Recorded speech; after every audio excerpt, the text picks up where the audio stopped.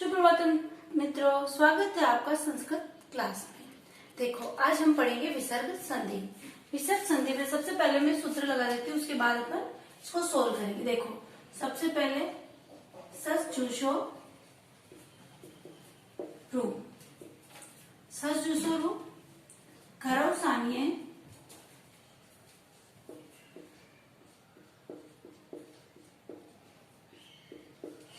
खरव सानियो विसर्जनीय।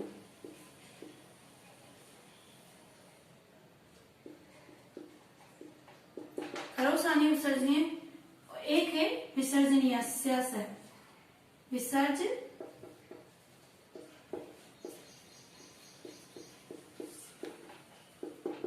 Sir, ठीक है। खरव सानियो विसर्जनीय, विसर्जनीय से सर। देखो, सबसे पहले ससु जशोरु।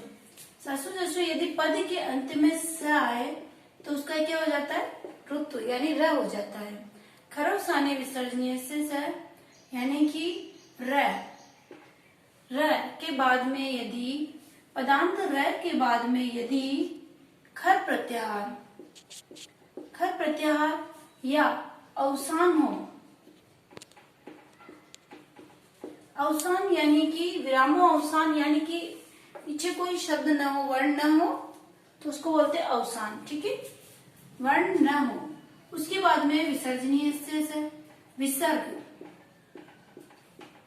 विसर्ग के स्थान पर क्या हो जाता है? वापस विसर्ग के स्थान पर स हो जाता है पदांत में। यदि पदांत के में विसर्ग हो तो उसके स्थान पर स हो जाता है। आपको ये याद रखना है, ठीक है। अब जैसे अपन सोल्व करते हैं, जैसे विष्णु प्रातः, विष्णु प्रातः। देखो, पदांत स है तो स का क्या हो जाएगा? विसर्ग हो जाएगा ससु जशु रू सूत्र से, सॉरी र हो जाएगा विष्णु प्रातः। अब खरव सानिय से र के स्थान पर क्या हो जाएगा? विष्णु विसर्ग हो जाएगा प्रातः। अब विसर्जनीय से सूत्र से विष्णु वापस क्या हो जाएगा? स हो जाएगा विष्णु प्रातः, ठीक है। आगे समझ में, ससु जशु से स के स्थान पर यदि पदांत स है, उसके बाद में यदि स है तो उसका क्या हो जाता है? खरव सानिय विसर्जनीय से र हो जाता है, ठीक है। उसके बाद विसर्जनीय से सर यानी कि विसर्ग के स्थान, पदांत विसर्ग है, विसर्ग के स्थान पर स हो जाता है, ठीक है। ये आपको इस तरह से करना है। एक एग्जांपल और दे दूं ताकि आपको अच्छे से समझ में आ जाए। जैसे देखो, नमस्ते, नमस्ते, ठीक है। अब पदांत में स है तो क्या हो जाएगा? नमस्ते, ठीक है। उसके बाद में यदि नमस्ते, ठीक है। अब उसके बाद में यदि ये खरव सानिय से तो र हो गया, और सॉरी ससु जसु से तो र हो गया। अब खरव सानिय से क्या हो जाएगा? इस पे विसर्ग हो जाएगा नमः ते, ठीक है। नमः ते। अब देखो, नमः ते। अब यहाँ पे विसर्जनीय से क्या हो जाएगा? वापस विसर्ग के स्थान पर स हो जाएगा और नमस्ते, या तो ऐसे लिख दो या ऐसे लिख दो, ठीक है। नमस्ते। आगे समझ में। अब आगे करते हैं यदि। अब आपको एक चीज और याद रखनी है। यदि देखो,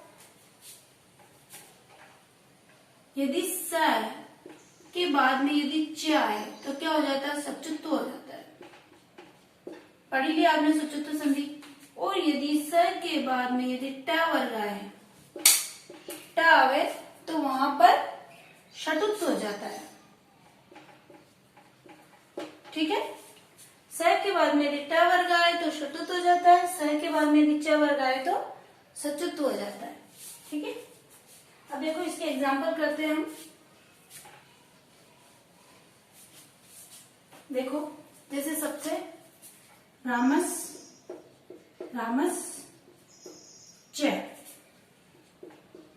ठीक है, रामश्च। अब इसमें क्या होएगा, सबसे पहले वही सूत्र देखो आप, स आया तो स का क्या हो जाएगा, रामल च। ठीक है, अब यदि खरव सानी विसर्जने से र आया है तो र से क्या हो जाएगा, रामः च। विसर्जनीय से वापस रामस च। अब यहाँ पे स आया है तो इसको यदि सचुत्व करते हैं तो क्या हो जाता है, रामश्च। ठीक है, आगे समझ में, सचुत्व करते हैं तो। और यदि ये नियम याद रखना, यदि स के बाद च आए तो सुचुत्व होएगा और यदि स के बाद ट आए तो शुटुत्व होएगा। जैसे देखो, धनुष टंकार, देखो धनुष टंकार। अब इसमें क्या होएगा, सबसे पहले ससु जसु रु सूत्र से स के स्थान पर र हो जाता है तो धनु टंकार। ठीक है, अब खर सानी विसर्जनीय से र के स्थान पर विसर्ग हो जाता है खर प्रत्याहार परे होने पर। देखो, तनुह टंकार। अब विसर्जनीय से सूत्र से आपको ये बार बार रिवाइज करूंगी तो आपको बहुत अच्छे से याद हो जाएगा। विसर्जनीय से सूत्र से क्या हो जाता है, विसर्ग के स्थान पर स हो जाता है तो धनुष टंकार। अब यदि इसका शतुत्व कर दिया जाए तो यहाँ पर क्या होएगा, स के बाद में ट आया है इसलिए यहाँ पर क्या हो जाएगा, धनुष टंकार। ठीक है, ये इंपॉर्टेंट भी है, इसको आप ध्यान से देखना, ये एग्जाम में आता है। अब आगे देखो, यदि जैसे कि यदि कुपो कपोच, कुपो कपोच,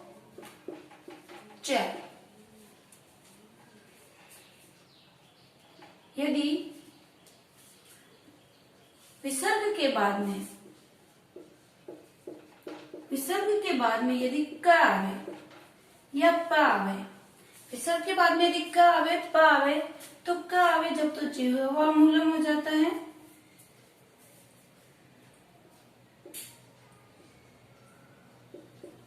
और यदि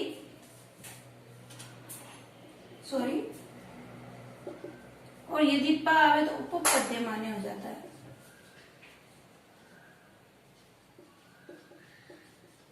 ठीक है, जिह्वा मूलम हो जाता है क आवे तो, और प आवे तो उपपद मान्य हो जाता है।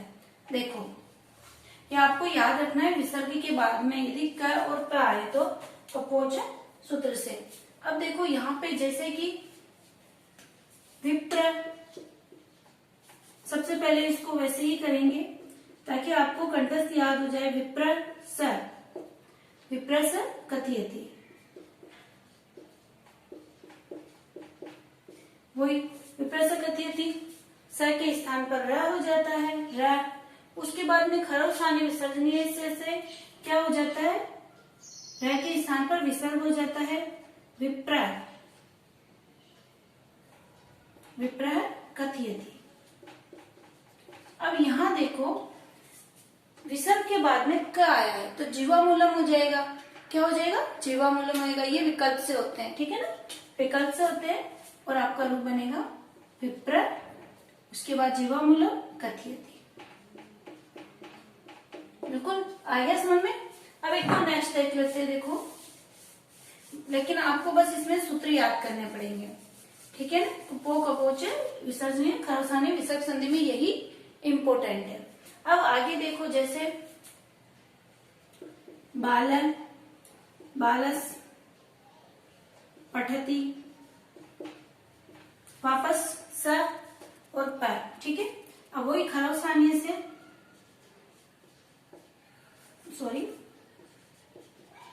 बाल र,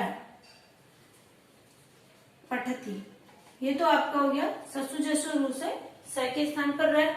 फिर बाद में र के स्थान पर खरव सारण्य से विसर्ग हो गया। अब यहाँ पे जैसे विसर्ग के बाद में क्या आया है, प आया है, कुपो कपोच सूत्र से क्या हो जाएगा, अपो पद्मान हो जाएगा। और ये क्या होता है, विकल्प से होता है, चाहो तो आप करो, नहीं तो ये रूप ही होगा, बाल पठती। ठीक है, अगर ये लिखते हैं तो भी सही है, ये लिखते हो तो भी आपका सही है। अब आगे है वाशरी, एक सूत्र और है वाशरी, वाशरी। अब इसमें देखो क्या है, यदि विसर्ग के बाद में यदि श है, श आवे, विसर्ग के बाद में यदि श आवे तो वहां पर वाशरी सूत्र से क्या हो जाता है, वापस उसी का ही स विसर्ग के स्थान पर श हो जाता है। जैसे देखो, यदि श है, इससे पहले विसर्ग आया है तो इस विसर्ग के स्थान पर श हो जाएगा। यदि यहाँ पे श है तो इससे पहले विसर्ग के स्थान पर श हो जाएगा, और यदि स है तो विसर्ग के स्थान पर स हो जाएगा। ठीक है, आया समझ में बिल्कुल। अब देखो, इसको करते हैं, आपको अलग से कोई गाइड वगैरह पढ़ने की जरूरत नहीं है, आपको मैं डिटेल से हर चीज समझाऊंगी। ठीक है ना, देखो जैसे सर्प, सर्पस, अवय सरती, सॉरी इसको अपन डायरेक्ट ही विसर्ग वाला ही करते हैं, सर्प है सरथी। ठीक है, देखो सर्प सरथी। अब यहाँ पे क्या है, विसर्ग है, तो यहाँ पे क्या आया है, श, स और श, इनमें से क्या आया, स आया है, तो यहाँ पर भी क्या हो जाएगा, स हो जाएगा, सर्पस सरथी, ये रूप इसका बनेगा, ये शब्द बनेगा। इसी तरह से देखो, जैसे हरि शैत्य, अब यहाँ पर भी देखो श आया है तो क्या हो जाएगा, हरिष्यते। अब एक तो आपको याद ही है, जैसे कि शशु जशु सूत्र से ऋतु हो जाता है, ये मैं आपको शॉर्ट में बता देती हूँ, वैसे तो जो आपने पढ़ लिया वही है। जैसे देखो, वायु, वायु स्वाति, ठीक है, वायु स्वाति, शशु जशु सूत्र से क्या हो जाता है, यहाँ पे ऋतु हो जाता है, तो क्या हो जाएगा, वायु, वायुर्वाती, वायुर्वाती। अब ये आधा है इसीलिए ऊपर चल जाएगा, वायुर्वाती। ठीक है, इसी तरह से गुरु पाशनम, गुरु पाशनम। आगे आपको समझ में विसर्ग संधि बिल्कुल। अब आगे पढ़ने के लिए ये अच्छे से आपको समझ में आ गई होगी।